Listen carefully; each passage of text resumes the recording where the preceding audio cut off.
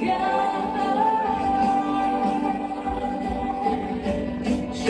đã từng ao ước một ngày được cầm tay đưa bước con, trao cho người đàn ông tuyệt vời thật lòng yêu thương chính con.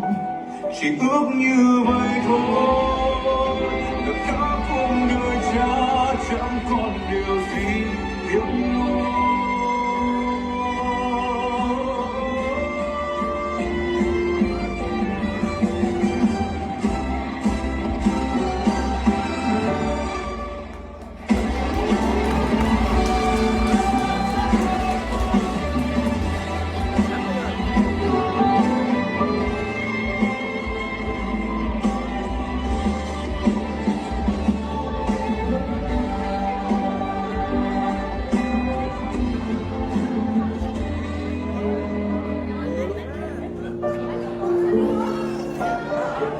Đẹp lắm.